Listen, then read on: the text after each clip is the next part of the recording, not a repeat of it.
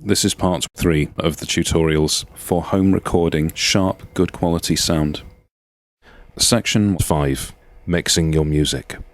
All the work for the quality of the sounds that you're using should be done in your pre-production, in cleaning up flat master recordings that you've made, and in the settings for sound effects and tone control in the sound package you used for the track you're working on.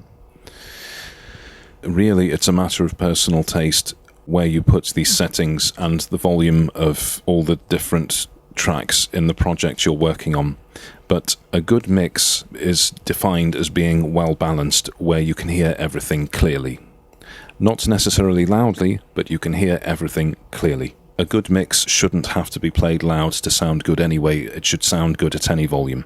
It can be difficult to be objective about how your music actually sounds, because if you've made it from scratch and you've been working on it over and over or over a long period of time, you can lose sight of what you were originally trying to create. It happens quite easily. So the best thing I find to do is work on it for a while, get it finished to a point, and then leave it.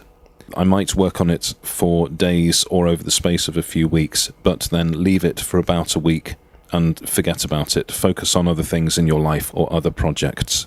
Then come back to it and listen to it again on the same stereo that you've been making the music on to give it a fair trial.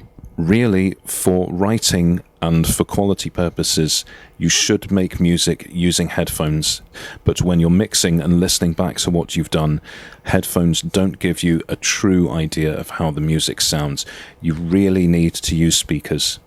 It doesn't have to be up really loud. A good mix shouldn't have to be played loud to sound good anyway. It should sound good at any volume.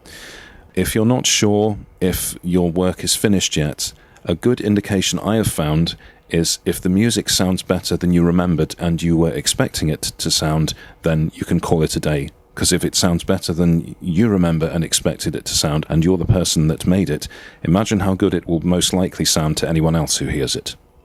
Section 6. Last one. Mastering. When I was younger and I bought records and tapes, does anyone remember them? And even CDs, you would see on the album sleeve notes credits for the composer and arranger, producer, who the music was mixed and engineered by, and then who it was mastered by.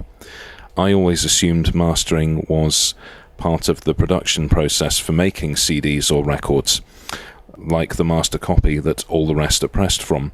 I didn't know it's actually an audio process in making music.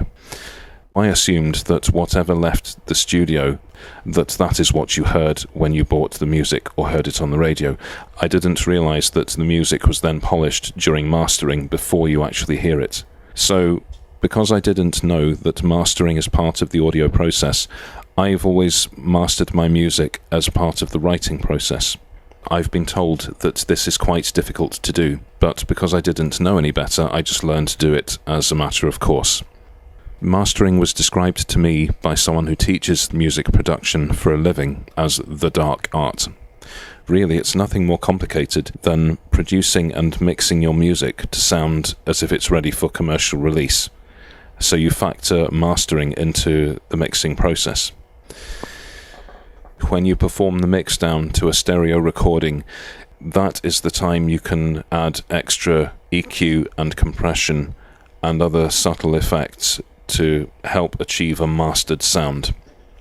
On the master controls for my sequencing package, I always have high-end EQ and simple compression running on the mixdown. This allows me to record at a louder volume on my Wave Studio than I would be able to without it. And this combined with recording at a higher bit rate and sampling frequency, as mentioned in part 2 of the tutorials, this allows me to achieve a more mastered sound.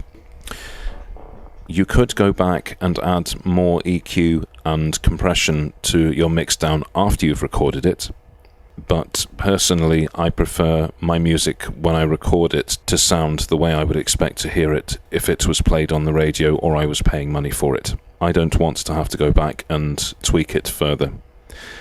This may sound arrogant, but you could say if your music needs mastering after it leaves your hands, really you haven't finished working on it yet. But that's easy for me to say because I learned to master as part of the writing and producing process, so fair dues.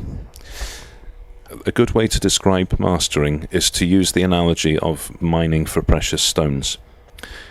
The composing, arranging, performing and recording aspect of recording sound is the equivalent of mining for a precious stone. The mixing process is the equivalent of cutting a stone that you've found, and mastering is the equivalent of polishing the stone to make it catch the light and sparkle as best it can. Another tool you can use is graphical analysis. This is something like the graphics generators on, for example, Windows Media Player. Using a PC, there is a wonderful visualization called Ocean Mist. There's another one which just uses different colors called Firestorm.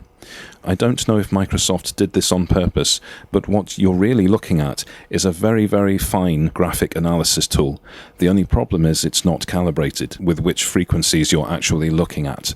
But if you look at other audio graphical analysis tools and you get to learn roughly where the frequency ranges lie in a visual spread like this, you'll realize that actually this is an incredibly detailed graphical analysis tool, and it can even show you how much compression has been used on a track and how loud it is in real terms, factoring compression into that. It's an incredibly powerful graphical analysis tool, if you ask me. And by watching how commercially released and other people's music generates images using this graphics generator, you can compare that to how your music triggers the graphics generator and learn from that which frequency ranges you might need to tweak and if you need to add more compression or less to achieve the sound you're after. So by assessing how a sound looks with a graphical analysis tool, it can help improve your sound production techniques by comparing your music to other people's. The best advice I can give, if you follow the techniques I've outlined here, is to take your time. Your music is finished when it's finished, and that will be when it surprises you from start to finish with how good it sounds, and things jump out at you that you knew you'd done but you'd forgotten were there. Hopefully this has been useful information in helping you achieve a good quality sound for your home recordings. To finish off, I'll give you another example of work that I've done using the raw recording and then the piece as it sounds in the final mix. Happy recording.